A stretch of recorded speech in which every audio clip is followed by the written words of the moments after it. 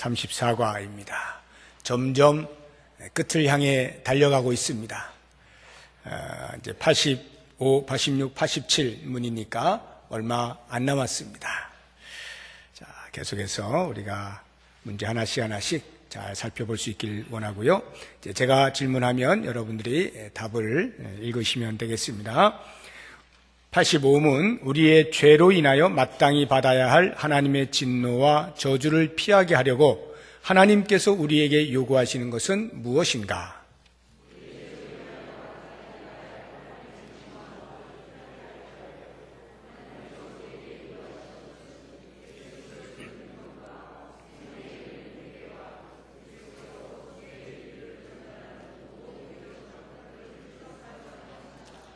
예수 그리스도를 믿는다는 것은 무엇인가?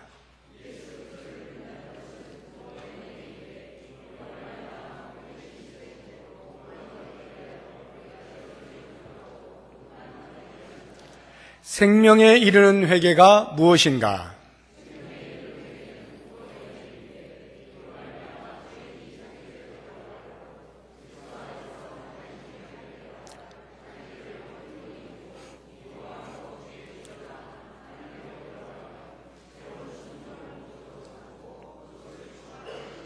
아멘.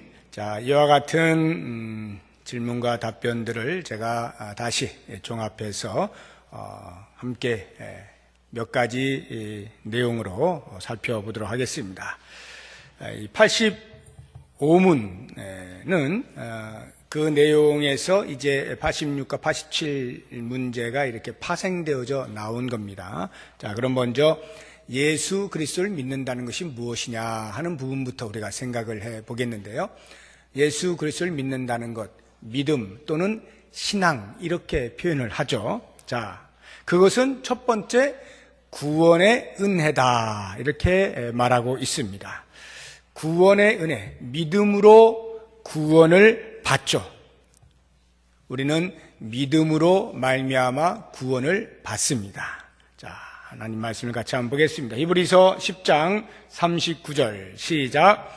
우리는 뒤로 물러가 멸망할 자가 아니요 오직 영혼을 구원함에 이르는 믿음을 가진 자니라. 믿음으로 말미암아 구원을 얻습니다. 그래서 이 믿음을 가리켜서 구원의 은혜라고 말을 합니다. 그런데요, 이제 동그라미 1번을 보시게 되면 인간 안에 스스로 구원을 받을 만한 신성함이나 선이 없다라고 하고 있습니다. 오늘 오전에도 제가 말씀을 드렸는데 우리 안에는 예수 그리스도를 믿을 만한 조그마한 신성함, 조그마한 선도 찾아볼 수가 없습니다.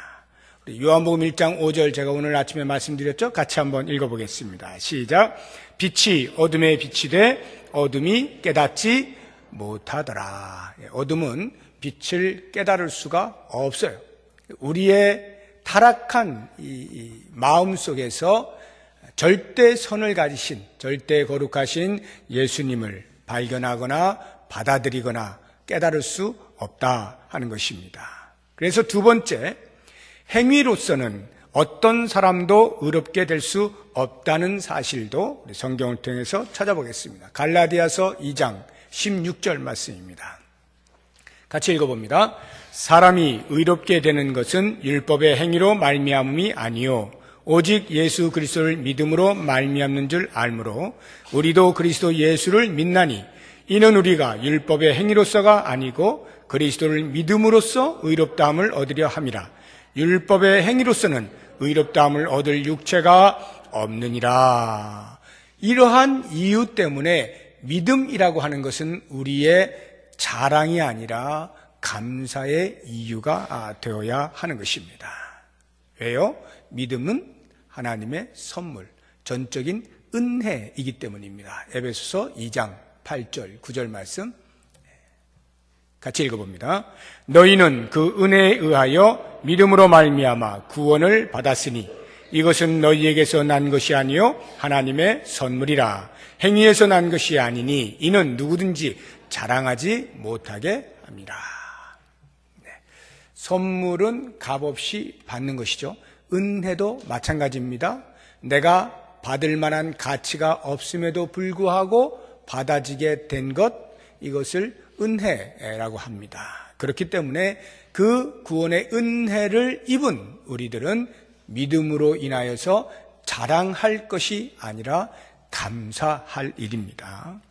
자, 예수를 믿는다는 것의 두 번째, 예수님을 영접하고 그분만 의지하는 것을 의미합니다 라고 하는 것에 대해서, 먼저 영접 부분에 대해서 유명한 말씀이 있죠. 요한복음 1장 12절 같이 읽어봅니다.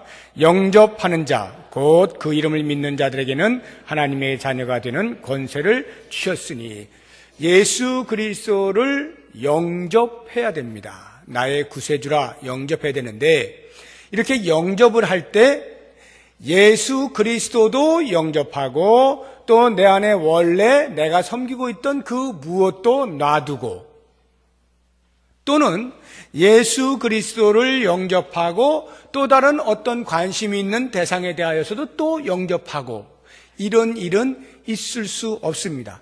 오직 예수 그리스도만 영접하는 거예요. 사도행전 4장 12절 말씀 같이 읽어봅니다. 다른 이로서는 구원을 받을 수 없나니 천하 사람 중에 구원을 받을 만한 다른 이름을 우리에게 주신 일이 없음이라 하였더라. 그리스도 외에 다른 이름이 우리의 구원을 위하여 존재하지 않아요. 그러니까 내가 이미 섬기고 있던 대상이 있었다 할지라도 그리스도를 영접하는 순간에 그 대상을 버려야 하는 것입니다. 내가 예수 그리스도를 영접했으면 그 이후로 다른 그 어떤 믿음의 대상을 두어서는 안 되는 것입니다. 오직 예수 그리스도만 영접하는 거예요. 그리고 그 다음 그만 의지하는 것입니다. 그만 의지한다는 말이 어떤 것인지 갈라디아서 2장 20절을 통해서 같이 알아보겠습니다. 시작. 내가 그리스도와 함께 십자가에 못 박혔나니 그런즉 이제는 내가 사는 것이 아니요 오직 내 안에 그리스도께서 사시는 것이라. 이제 내가 육체 가운데 사는 것은 나를 사랑하사 나를 위하여 자기 자신을 버리신 하나님의 아들을 믿는 믿음 안에서 사는 것이라. 이것을 의지라고 해요. 다시 말하면 예수 그리스도와 내가 연합되어져 살아가는 것. 내가 그 안에 거하고 그가 내 안에 거하는 거예요. 내가 이제부터 사는 것은, 즉 예수 그리스도를 영접하여 이제부터 내가 사는 것은 내가 사는 것이 아니라 내 안에 나를 살려주신 예수 그리스도를 믿는 믿음 안에서 사는 것이 돼. 이게 의지한다라는 의미입니다. 자, 이러한 것을 종합적으로 예수를 믿는다 이렇게 표현을 하는 것입니다. 자, 그러면 두 번째, 생명에 이르는 회개에 대해서 같이 한번 생각해 보겠습니다. 생명에 이르는 회개, 이것도 첫 번째 보면 구원의 은혜 이렇게 되어 있죠. 믿음도 구원의 은혜라고 표현을 했습니다. 다시 말하면 믿음이 내게서 나오지 않는다 이런 말이죠. 위에서부터 주어진 것이다. 그래서 은혜라고 표현하는데, 회개라고 하는 것, 생명에 이르게 되는 그 회개도 역시 마찬가지로 구원의 은혜입니다. 다시 말하면 내가 작정하여서 회개하겠노라 해서 회개가 될 수 없는 것이다 이런 말이에요. 하나님께서 은혜를 주시지 않으면 회개할 수 없는 상태입니다. 사도행전 11장 18절 말씀 같이 한번 읽어봅니다. 시작. 그들이 이 말을 듣고 잠잠하여 하나님께 영광을 돌려 이르되, 그러면 하나님께서 이방인에게도 생명 얻는 회개를 주셨도다 하니라. 고넬료에게 하나님의 은혜가 임하는 사건이 있었죠. 그것을 베드로가 이야기를 하니까 그 이야기를 들은 유대인 그리스도인들이 이방인들에게도 이런 일이 일어날 수 있는 거구나 하고 표현한 것이 이방인에게도 생명 얻는 회개를 주셨도다. 누가 주셨다고요? 하나님께서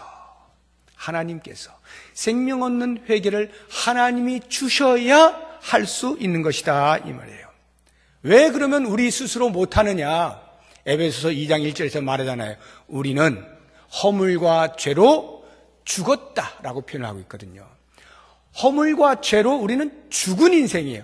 죽었기 때문에 바른 반응을 할 수가 없는 거예요. 에스겔이 그 마른 뼈가 가득한 골짜기의 환상을 보잖아요. 우리는 그렇게 마른 뼈들이에요. 그렇기 때문에 정상적 반응을 할 수가 없어요. 전적으로 하나님께서 그 뼈를 맞추어 주시고 살이 오르게 하시고 거기에 생기를 불어넣어 주시지 않으면 살 수 없는 존재들. 회개라고 하는 것도 역시 마찬가지로 하나님께서 우리에게 회개의 영을 허락해 주실 때만이 비로소 회개가 가능하게 된다. 그래서 이 생명이 이르는 회개조차도 구원의 은혜라고 표현을 하는 것입니다. 자, 그러면 두 번째 생명이 이르는 회개에 4단계가 있습니다. 4단계가 있는데 물론 이것이 반드시 그것대로 간다 이런 의미는 아닌데요. 논리적으로 볼 때 이렇게 흘러간다라고 보시면 될 것 같아요. 자, 첫 번째 생명에 이르는 회개에 있어서 자기 자신의 죄를 깨닫는 것으로부터 시작을 합니다. 우리에게 너는 죄인이야 라고 하는 소리가 들리는 것이 두 가지 방향에서 들려옵니다. 하나는 성령께서 너는 죄인이다 라고 알려주시는 것이고 또 다른 하나는 사탄이 우리에게 너는 죄인이야 라고 알려주고 있습니다. 사탄이 우리에게 너는 죄인이야 라고 말을 하는 것은 그래서 너는 그 죄의 노예로 벗어날 수 없는 존재야 하고 죄책감을 느끼게 만들어서 사탄이 하라는 대로 움직여갈 수 있도록 만들기 위한 목적으로 우리에게 끊임없이 너는 죄인이야 너는 죄인이야 라고 속삭입니다. 심지어는 예수를 믿고 난 우리 성도들에게조차도 여전히 사탄은 끊임없이 너는 죄인이야 너 그 모습을 가지고 네가 무슨 예수를 믿는다 그래 창피하지도 않냐 차라리 예수의 이름에 먹칠이나 하지 마라 그냥 안 믿는 게 넌 낫겠어 자꾸 이런 음성을 들려준다. 죄책감을 느끼게 만들어서 주눅들게 위축되게 성도로서의 삶을 살 수 없게 만드는 이런 사탄의 소리가 있는가 하면 한편으로는 성령의 소리가 있어요. 이 성령의 소리는 우리로 하여금 우리 자신을 정확하게 볼 수 있게 만드는 겁니다. 아, 우리는 죄인으로 태어난 것이로구나 하는 것을 명백하게 알 수 있게 해주는. 그래서 회개하지 않으면 살 길이 없는 것임을 깨닫게 만들어주고 주께로 돌아오게 만든다라고 하는 것이죠. 사도행전 2장 37절 말씀 같이 한번 읽어봅니다. 그들이 이 말을 듣고 마음에 찔려 베드로와 다른 사도들에게 물어 이르되 형제들아 우리가 어찌할꼬 하거늘. 성령께서 베드로의 입술을 통하여 나오는 말씀을 듣던 사람들의 심령 속에 음성을 들려주는 거예요. 그러니까 자신이 죄인인 것을 깨닫게 되어지면서 가슴을 치면서 묻는 거예요. 형제들아, 그러면 이제 우리가 어떻게 할꼬? 내가 죄인인 것을 알게 되었는데 이제 어떻게 해야 되느냐라고 하는 이렇게 선을 향하여 생명을 얻는 회개 자리로 이룰 수 있도록 하는 성령의 소리가 있다 하는 것입니다. 그래서 이 회개에는 내가 죄인인 것을 먼저 깨닫는 것이 중요해요. 그리고 그 다음 그 죄에도 불구하고 죄를 다 안으실 수 있을 만큼 풍성하신 하나님의 자비하심을 깨닫는 게 중요합니다. 두 번째, 하나님의 무한하신 자비하심을 깨달음 이렇게 되어 있죠. 우리 출애굽기 34장 6절 말씀 같이 한번 읽어보겠습니다. 여호와께서 그의 앞으로 지나시며 선포하시되 여호와라 여호와라 자비롭고 은혜롭고 노하기를 더디하고 인자와 진실이 많은 하나님이라. 이것이 하나님의 성품이에요. 자비롭고 은혜롭고 노하기를 더디하고 인자와 성실이 많은 하나님. 그래서 예레미야애가 3장 22절에도 이렇게 표현하고 있죠. 여호와의 인자와 긍휼이 무궁하심으로 우리가 진멸되지 아니하니이다.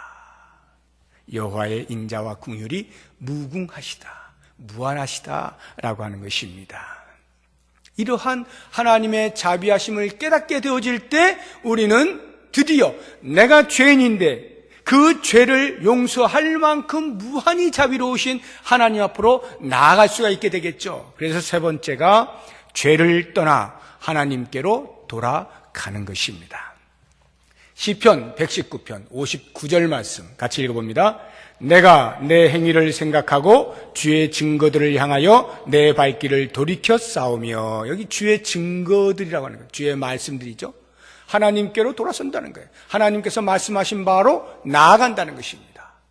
내 죄를 깨닫고 하나님의 자비하심을 깨달은 거에서 멈추어 있는 것이 아니라, 그래서 살 길을 찾아 주님께로 나아가는, 돌아가는 거예요. 주님께로 돌아가는 거예요. 왜 돌아간다고 표현하겠어요? 원래 우리가 하나님과 함께 하던 자들이었으니까요. 그런데 죄로 말미암아 하나님으로부터 떨어져 나간 인생이잖아요.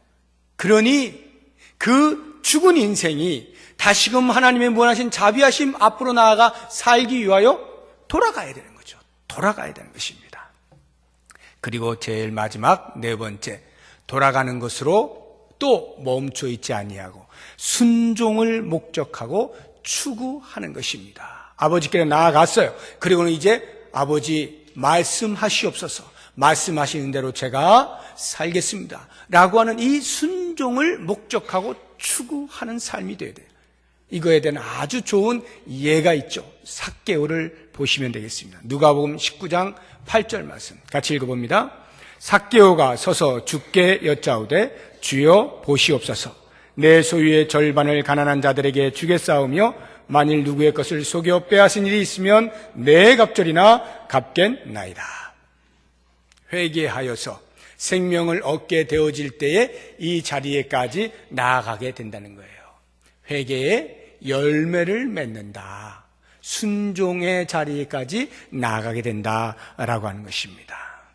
그렇습니다. 생명을 얻는 회개에 이르게 되면 사람의 삶의 질이 달라지고 목표가 달라지고 방향이 달라집니다. 설정 자체가 달라지는 거예요. 인간의 힘으로 아무리 노력해도 할 수 없었던 것을 주의 구원의 은혜에 힘입어서 그리스도 안에 있으면서 주께서 주시는 힘을 공급받아서 선한 일을 행할 수 있는 자리에까지 나아가게 되는 것, 이것이 생명을 얻는 회개라 하는 것입니다. 자, 그럼 이제 마지막 세 번째로 은혜의 외적 방편들에 대해서 우리가 생각을 해보도록 하겠습니다. 은혜의 방편이라고 하는 말은 성령께서 죄인들에게 은혜를 베푸심에 있어서 사용하시는 여러 수단들을 말하는 거예요. 성령께서 죄인들에게 은혜를 베푸시길 원해요. 어떤 방편들을 사용하시느냐라고 하는 것입니다. 이제 우리가 보았잖아요. 신앙, 예수를 믿는다는 것과 생명에 이르는 회개라고 하는 것, 이 두 가지도 은혜의 방편인데 이 두 개는 내적 방편이라 이렇게 표현을 합니다. 은혜의 내적 방편들. 그러면 외적인 방편들은 무엇이 있을까? 그 첫 번째 내적 방편들은 회개와 신앙이고, 두 번째 외적 방편들은 말씀 또는 성례, 기도, 이런 것들이 다 해당이 되겠습니다. 그래서 우리 교회의 3대 표지가 무엇이냐라고 질문을 하면 3대 표지니까 세 가지죠. 첫 번째, 말씀의 바른 선포입니다. 그러니까 교회의 3대 표지라는 말은 너 교회 맞냐? 라고 할 때 응, 나 교회 맞아 라고 말을 할 수 있는 내용이 세 가지 있어야 된다는 거예요. 그 첫 번째가 말씀의 바른 선포입니다. 두 번째가 성례의 신실한 시행이에요. 성례의 신실한 시행. 그래서 우리는 때마다 세례를 베푸는 것입니다. 그리고 세 번째가 권징의 바른 시행입니다. 이 부분이 오늘날 교회가 조금 약해지긴 했습니다만, 이 권징이라고 하는 것, 이것이 교회의 교회됨을 드러내는 아주 좋은 수단이 되는 거예요. 그래서 이 세 가지를 가리켜서 교회의 3대 표지라고 말을 하는데요. 이제 두 번째 걸 보시면 은혜의 외적 방편들이 필요한 이유가 무엇이냐라고 하는 부분에 대하여서, 이미 우리가 생명을 얻게 하는 회개를 하고 예수 그리스도를 믿어요. 그러면 됐지.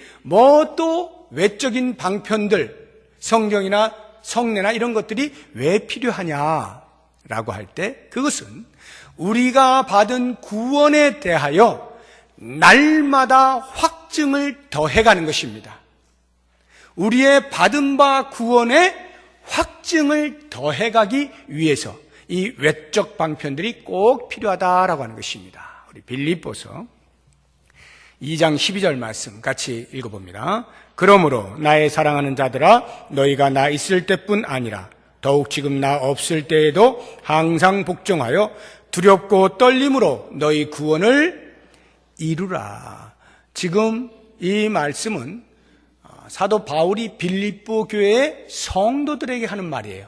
성도들, 이미 예수를 믿고 있는 사람들에게 너희 구원을 두렵고 떨림으로 이루어라. 구원 받은 사람들한테 구원을 이루라니요? 이게 무슨 뜻입니까? 받은 구원을 점점 더 확고히 해라, 이런 말이에요. 구원을 이루라. 우리가 받은 바 구원, 칭의적 사건이 우리의 날마다 예수를 닮아가는 성화의 과정을 거쳐서 궁극적으로 예수 그리스도와 같이 되어지는 영화의 자리에 이르기까지 그 구원을 계속적으로 이루어 가라. 외적 방편들이 필요한 이유죠. 한 절 더 보죠. 베드로후서 1장 10절입니다. 같이 읽어봅니다. 그러므로 형제들아, 더욱 힘써 너희 부르심과 택하심을 굳게 하라. 너희가 이것을 행한즉 언제든지 실족하지 아니하리라. 거기도 보시면 너희가 더욱 힘써 너희 부르심과 택하심을 굳게 하라. 택하심과 부르심 이미 받았어요. 이미 구원 받았어요. 이미 택함을 받았어요. 부름을 받았습니다. 그런데 그것을 어떻게 하라고요? 굳게 하라고요. 구원을 받았으나 우리가 참된 생명에 이르는 회개를 하였고 예수 그리스도를 온전히 믿는다라고 고백을 하였지만 그 믿음이 흔들릴 수가 있다 이 말이에요. 여러 가지 삶의 과정 속에서 오는 많은 요소들로 인하여서 우리의 믿음이 흔들거릴 수가 있어요. 그러니까 베드로가 말하는 그것을 굳게 해라. 어떻게 굳게 한다는 거예요? 이 은혜의 방편들을 사용하여서라고 하는 의미죠. 자, 그렇다고 한다면 이제 이 은혜의 방편들 제가 대표적으로 두 가지만 말씀을 드리고 마치도록 하겠습니다. 첫 번째가 성경이라고 그랬죠. 하나님의 말씀. 한번 보죠. 디모데전서 4장 13절에서 16절까지 말씀입니다. 같이 읽어봅니다. 내가 이를 때까지 읽는 것과 권하는 것과 가르치는 것에 전념하라. 내 속에 있는 은사 곧 장로의 회에서 안수받을 때에 예언을 통하여 받은 것을 가볍게 여기지 말며 이 모든 일에 전심전력하여 너의 성숙함을 모든 사람에게 나타나게 하라.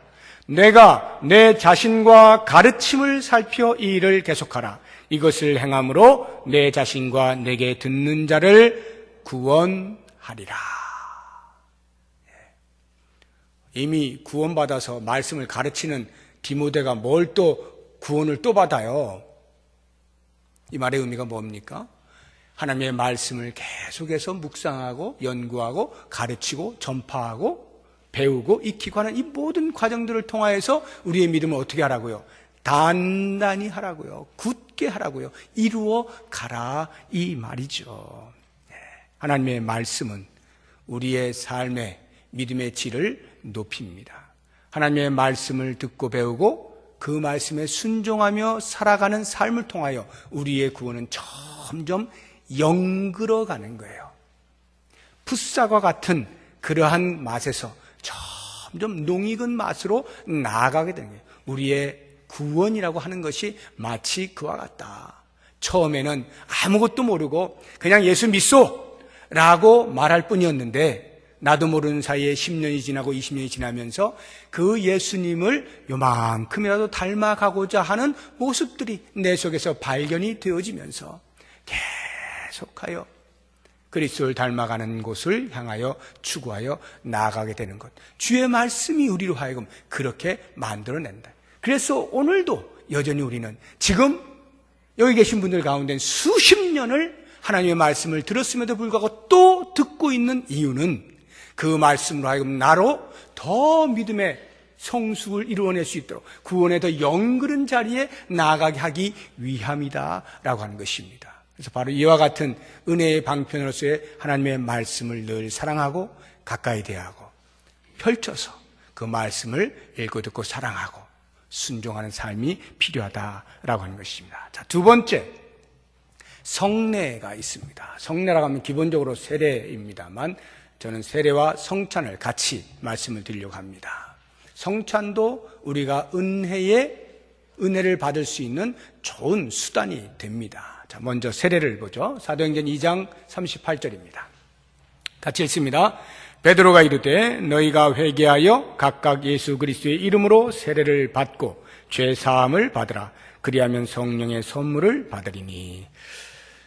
세례라고 하는 것은 제가 여러 차례 말씀을 드립니다만 나는 예수님을 믿습니다. 여러분들이 예수님을 믿는 것처럼 나도 예수님을 믿습니다. 그래서 우리는 그리스도 안에서 한 형제요 자매입니다 라고 하는 사실을 사람들 앞에서, 이 공동체 앞에서 공적으로 선포하는 것이 세례입니다.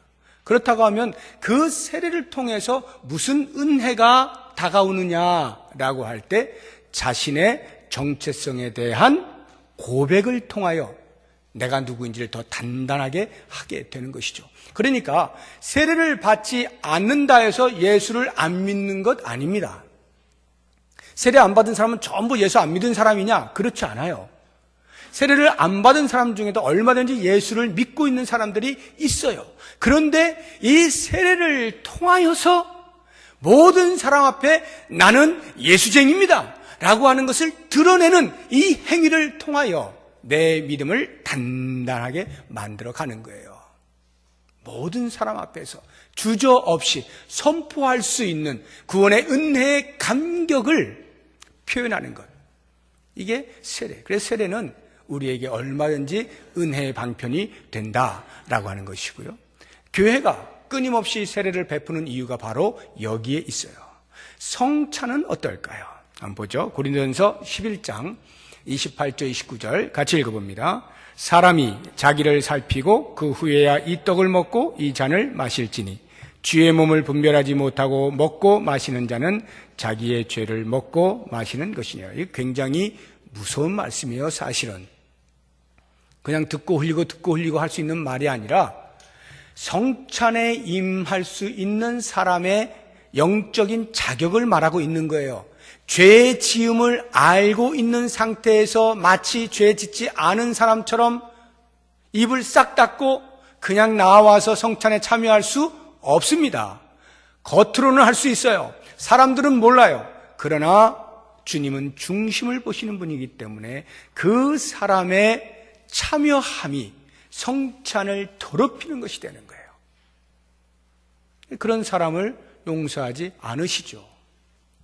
모르고 지은 죄에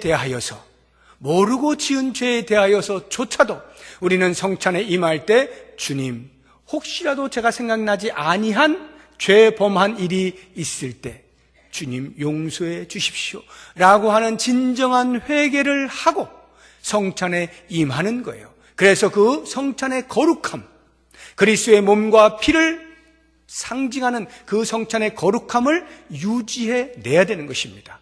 그렇다고 하면 우리가 성찬에 참여할 때마다 이와 같은 마음가짐으로 대할 때 우리의 삶이 어떠하겠어요? 끊임없이 구원받은 자로서의 나의 삶을 돌아보게 되어 있잖아요. 계속 돌아보고 또 돌아보는 거예요. 그러면서 그 구원의 은혜를 단단히 해 나가는 것이죠. 그래서 이러한 성찬도 역시 마찬가지로 우리에게 은혜가 다가오게 할 수 있는 방편이 된다라고 하는 것입니다. 물론 우리 주님께서는 이러한 은혜의 외적인 방편들에 얽매이시는 분은 아니에요. 무슨 말이냐면 예를 들어 하나님의 말씀을 제대로 듣고 보고 배운 적이 없어요. 아주 어린 아이가 무슨 하나님 말씀을 그렇게 많이 배웠겠어요. 그런 경험이 별로 없어요. 그리고 고작 해야 어린아이라고 한다면 부모가 믿는다고 하면 유아세례 정도를 받을 수가 있겠어요. 그러나 그것이 본인의 고백은 아니잖아요. 부모의 고백이지. 그랬을 때 그런 경우에 과연 구원이 일어날 수 있느냐라고 하는 것. 이런 외적인 방편들은 주님의 하시는 일, 구원의 일을 방해할 수 없습니다. 거기에 매이시는 분이 아니에요. 얼마든지 외적인 수단들이 없이도 구원의 역사는 일어날 수 있다는 것을 먼저 알 필요가 있습니다. 제가 왜 이런 말씀을 드리느냐 하면 가톨릭 같은 경우에는 성찬, 성례, 집례하는 이러한 것들을 하나님의 말씀 위에 둡니다. 가톨릭은 이 의식이 굉장히 중요해요. 그러다 보니까 그 의식에 참여하지 않으면 마치 구원이 없는 듯이 이야기를 할 만큼 강조를 한다 이 말이에요. 이런 것들은 잘못되었다. 그러니까 외적인 방편에 수혜를 입지 않았다 하여서 구원받는 일이 없느냐? 그렇지는 않다라고 하는 것을 꼭 알 필요가 있습니다. 오늘 이제 회개와 신앙에 대해서 우리가 같이 살펴보았는데 이 두 가지는 전부 다 구원의 은혜, 하나님의 은혜로서 우리에게 다가온 것이고 그런 참된 회개와 신앙을 통하여서 그리고 외적으로 우리에게 은혜를 베푸시는 여러 가지 통로들, 하나님의 말씀이나 세례나 성찬과 같은 또는 제가 얘기는 안 했습니다만 어떤 기도도 마찬가지고 이러한 여러 가지 외적인 수단들을 통하여서 끊임없이 우리의 구원을 굳게 하고 이루어가는, 그래서 성숙한 그리스도인으로서 우리가 마지막 날에 주님을 만날 때에는 조금 주님 비슷하게 되어서 좀 부끄럽지 않게 이렇게 만나질 수 있는 것을 소망하시면서 오늘도 열심을 다해서 구원받은 자로서 구원받은 자다운 삶의 노력을 해 주시기를 부탁을 드립니다. 기도하겠습니다.